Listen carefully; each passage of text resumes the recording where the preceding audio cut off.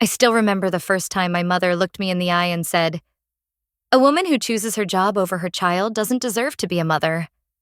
That line has echoed in my head for years, but never louder than the day I realized they'd used it as the reason to give my daughter away. My name's Cassidy Foster. I'm 32, a corporate attorney living in San Diego, and most importantly, a single mom to a 5-year-old girl named Lily. I worked my whole life to build something out of nothing. But I guess in my parents' eyes, that something was always nothing compared to what they expected me to be. I grew up in a strict Mormon household in Utah, where my role was never up for debate. I was the oldest child and the only girl. That meant I cooked dinner before I did homework, drove my brothers to seminary while juggling 3 part-time jobs, and still got called ungrateful if I missed Sunday breakfast. Meanwhile, my youngest brother Josh dropped out of college twice and got a new truck for trying hard. I got a used Toyota for graduating law school with honors. That was my family's definition of love. Conditional, uneven, and often invisible. When I got the job offer from a top firm in San Diego, I thought for a second maybe they'd be proud. It was the culmination of everything I'd worked for. 10 years of night classes, babysitters, sleeping on couches with Lily in my arms. I finally had health insurance, stability, a real shot at giving her the life I never had. But my mom just stared at me over her coffee and said, "So you're really gonna leave your daughter behind to chase some city job?" "Mom," I said, trying to hold my ground. "I'm taking Lily with me. And it's not just a city job. It's security. It's everything we've needed for years." She just shook her head. "You'll regret this." They didn't come to our going-away dinner. They didn't help me pack. My father didn't even say goodbye when I loaded up the U-Haul. I remember Lily looking out the window of our old house asking, "Why isn't Grandma coming to hug me?" I didn't know how to answer that then. I still don't. We settled into San Diego slowly but surely. Lily loved her preschool. I found a rhythm between court filings and lunchboxes. I kept the peace with my parents, calling once a week, sending pictures, listening to the cold silence on the other end of the line when I mentioned work. Still, I wanted Lily to have family, even if it was messy, even if it hurt me. Because I remembered how lonely childhood can feel when no one stands up for you. So when spring break rolled around and my mom asked if Lily could visit for 2 weeks, I said yes. I packed her favorite pajamas, kissed her on the forehead at the airport, and promised we'd FaceTime every night. For the first 9 days, everything was fine. Lily sent me pictures of a snowman she built with my dad, videos of her singing in the church choir, and a sweet little voice saying, "I love you, Mama. Night-night." But on day 10, my mom texted that Lily had a cold and wouldn't be FaceTiming that night. Day 11, no response. Day 12, I called 10 times, straight to voicemail. That's when the buzzing started in my ears. That low-level panic, like when a glass shatters in another room and you don't know what broke yet. But you know it's bad. I booked a flight home for the next morning. Didn't tell anyone. Just showed up on their doorstep, suitcase in hand, trying not to think about all the worst-case scenarios spiraling in my head. When my mom opened the door, she didn't look surprised to see me. She looked ready. "Where's Lily?" I asked, my voice sharp. "Why haven't you answered your phone?" My father stepped into the hallway, arms crossed. "She's safe," he said, like that was enough. "She's in Idaho," my mom added. "With a good family, a stay-at-home mom, 2 kids around her age, a proper home." I blinked. I laughed. I thought they were joking. "You what?" "She deserves better than a nanny and microwave dinners," my mom snapped. "You gave her away for a paycheck. We just made it official." And that was the moment I realized. This wasn't a misunderstanding. This was war. I didn't scream. I didn't throw anything. I just stood there, frozen in the same foyer I used to mop every Saturday morning growing up, while my parents calmly explained how they had handed my daughter over to another family like she was a borrowed casserole dish. "She's in Idaho?" I repeated. Like if I said it out loud enough times, it might start making sense. Alice and Greg Harmon, my mother said, like I should know who they were. They have a ranch outside Twin Falls, real church people, solid values. And what exactly gave you the right? We had power of attorney. My dad interrupted, pulling out a paper from the little side table drawer like he'd been waiting for this confrontation. I scanned it, heart pounding. It was a notarized document from 6 months ago, when I'd let Lily stay for the holidays. I remembered signing something for travel, something my mother said was just to allow them to take her on a church trip. They'd used it to grant temporary guardianship. Not custody, but enough. Enough to make it messy. Enough to make it real. You tricked me, I whispered. You manipulated the system to take my child. My mom gave me that look again.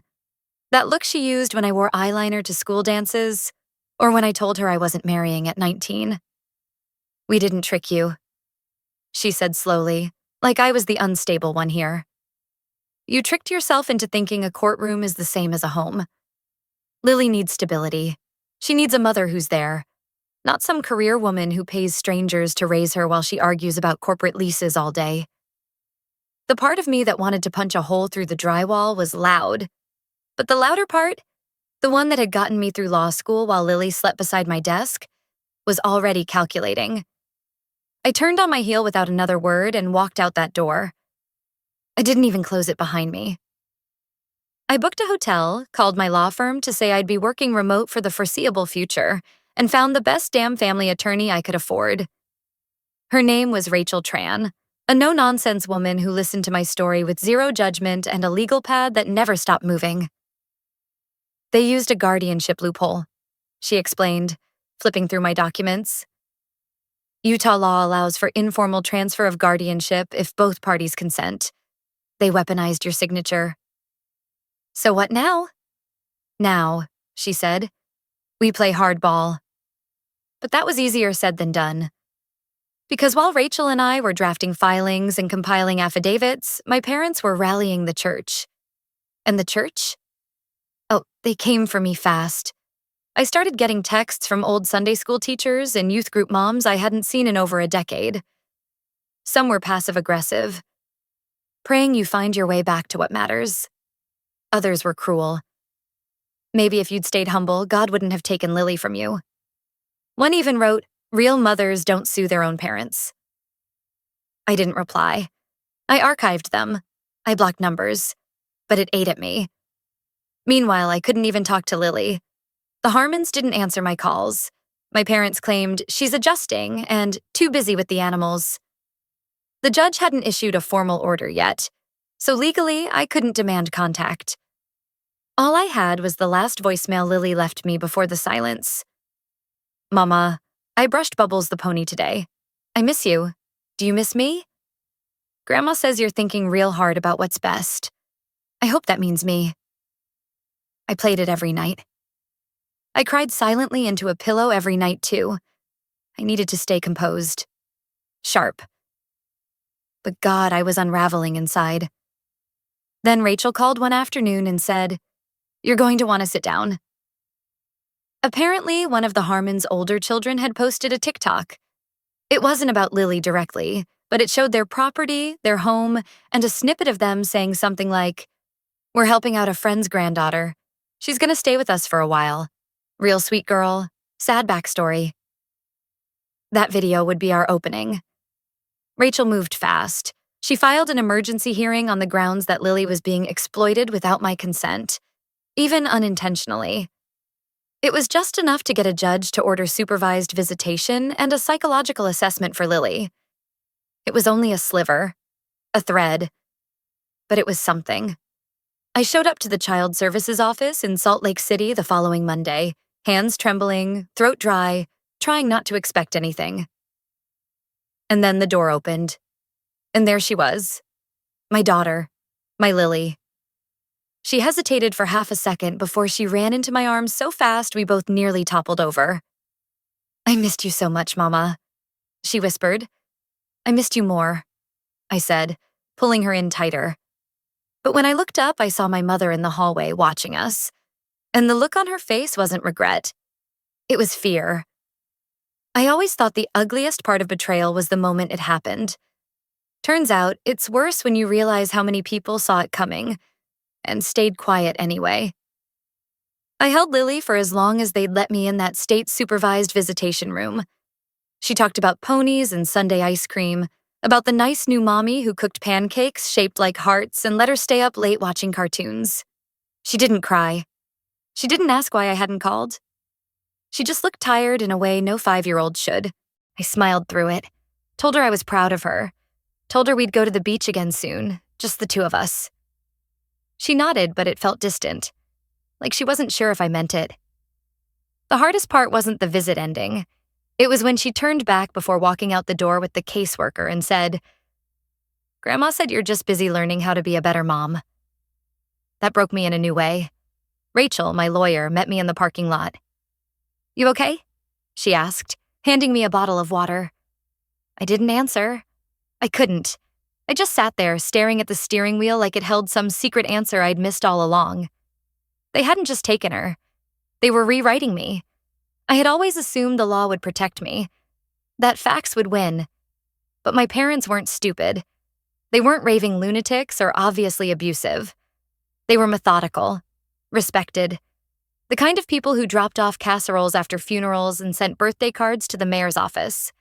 They played the long game, and right now I was the unstable career woman who abandoned her child to chase ambition. So I went back to the one place I swore I'd never step into again. Our old church. Not for prayer, for leverage. The church was still exactly how I remembered it. Stiff wooden pews, dusty hymnals, and that same old smell of stale coffee and floral potpourri. The woman at the front desk didn't recognize me, not until I said, "Cassidy Foster." I used to volunteer with the youth group. Her face lit up. "Oh, you're Meredith's daughter." "Yep, that's still my most common name around here, Meredith's daughter." I told her I was in town to visit, asked if I could look through old community bulletins. Said I was just feeling nostalgic. She pulled a binder from the file cabinet, handed it over, and I sat down at the folding table with a forced smile. I wasn't looking for nostalgia. I was looking for a paper trail, and I found it. 3 months ago, the Harmons, yes, the couple now housing my daughter, had submitted a community report titled Foster Care Ministry Update. It praised their temporary guardianship of a 5-year-old girl from a difficult home situation and thanked the congregation for prayers, meals, and donations. They even mentioned plans to expand the program. It was written like a mission trip summary, like Lily was some kind of project. I scanned it, photographed it, forwarded it to Rachel. "That's the narrative they're selling," I told her later that night. "They're not just trying to help, they're using her." Rachel was quiet for a second. Then, "We go public." "Meaning?" "We file for an emergency hearing, not just for custody, but to block further media or church involvement.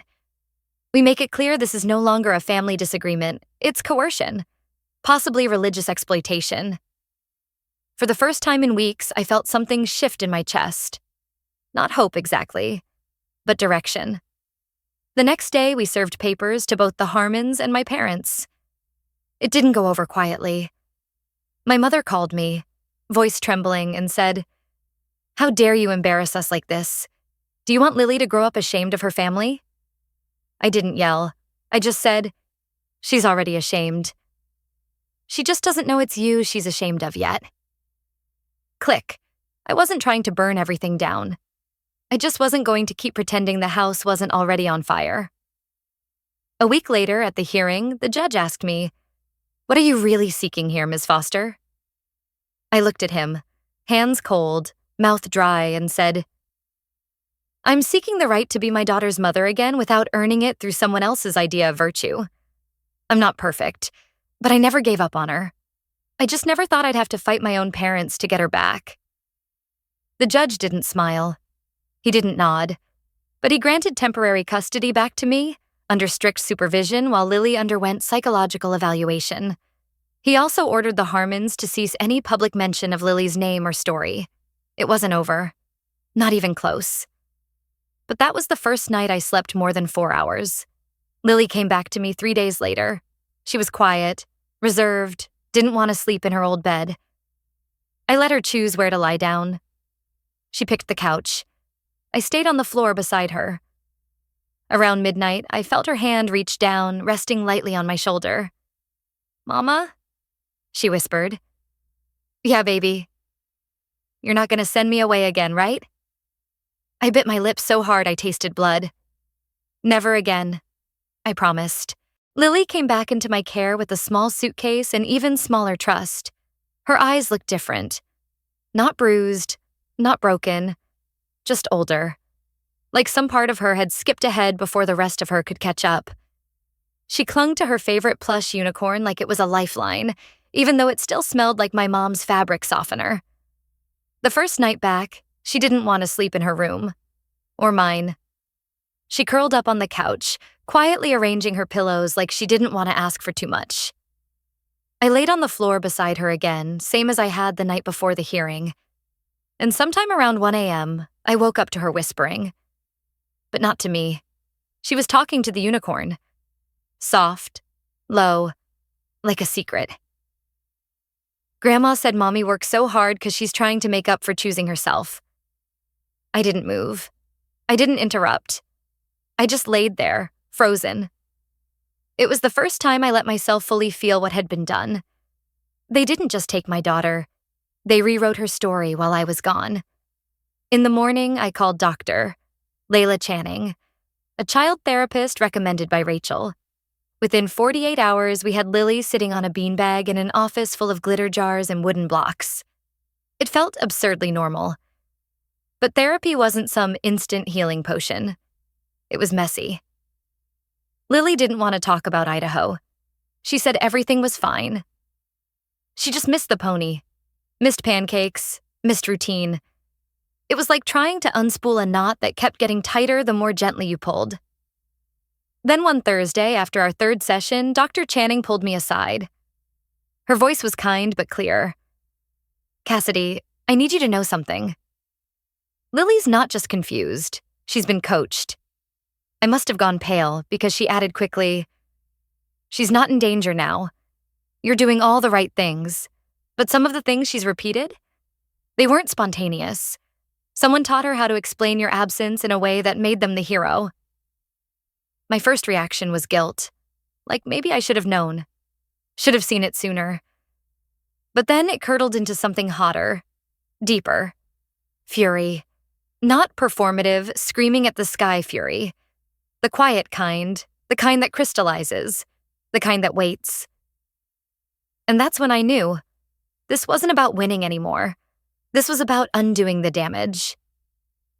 I spent the next few weeks building something I never had as a child, structure with grace. I rearranged my work schedule, took Lily to school myself, made pancakes on Wednesdays just because. We made up bedtime stories together and gave her plush unicorn a new name, Nova, because she said it sounded strong but pretty. Meanwhile, Rachel helped me prepare the final custody hearing. But I told her I wanted something different this time. I didn't want just a win on paper. I wanted accountability. I wanted Lily to know that her pain had weight, that it wasn't just swept under the rug. So I asked the judge for something unusual, a formal statement of apology to Lily, written, signed, and read aloud in court by the very people who hurt her. Rachel raised her eyebrows. "You want to force your parents to apologize?" "No," I said. "I want to give them the choice. They can either read the apology and get supervised visitation in 2 years, or refuse and lose the right to request contact altogether." She paused. "You know they might pick pride." "I know," I said. "But then at least it's on record what they value more." The judge agreed to the terms. The courtroom was quiet the day of the ruling. Lily sat with a coloring book in the back row beside Dr. Channing, who offered to come. My parents sat stiff in the front row, dressed like they were attending a funeral. And maybe, in a way, they were. I stood and read my own statement first. Not angry, not bitter, just honest. I talked about how I'd spent my life trying to meet expectations that shifted like shadows, and how motherhood taught me that boundaries aren't punishments, they're protection. Then it was their turn. My mom stood slowly, holding the folded letter like it was burning her fingers. She looked over at Lily, who didn't look back, and began, "Dear Lily, we are sorry we hurt you. We are sorry we made you believe your mother didn't love you. That was never true. It was wrong. We made a choice, and we were wrong. You deserve truth. You deserve peace. We hope someday we can earn back even a piece of your trust." That was all. But it was more than I ever thought I'd hear. They left immediately after. No hugs, no speeches, no begging. Lily and I went for ice cream afterward. She picked cotton candy. I asked if she wanted to talk about court. She shook her head. Then, after a long pause, she said, "Mommy, I'm glad you didn't let them win." I smiled. "They didn't win, baby. You did." The apology in court gave me what I needed on paper, but not in my gut. I didn't walk away that day feeling peace. I walked away feeling done. It took a while for that distinction to settle in. Closure isn't some perfect emotional bow. It's just the moment you stop bleeding for people who kept stabbing. Lily and I kept moving forward, one slow morning at a time. I got a promotion at the firm, negotiated a flexible schedule, and finally decorated her bedroom with all the planets she'd been obsessed with since preschool. We started doing monthly yes days, where she picked whatever we did. Once it was just pancakes and coloring. Another time we went to the zoo and stayed until closing. She started laughing again without checking who was in the room. That was how I measured progress. As for my parents, I didn't hear from them for months after court. The judge's ruling meant they had no path back without meeting every condition, including continued therapy, long-term supervised visitation, and Lily's consent once she turned 7. But it didn't end there. One afternoon, Rachel called me sounding unusually serious. "I thought you should know. There's a formal investigation into the Harmons now.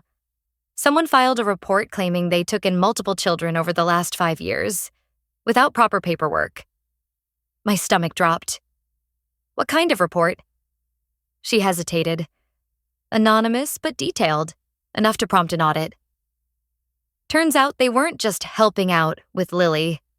They'd taken in 3 other children before her, always through informal church channels, always under the narrative of temporary care during family hardship.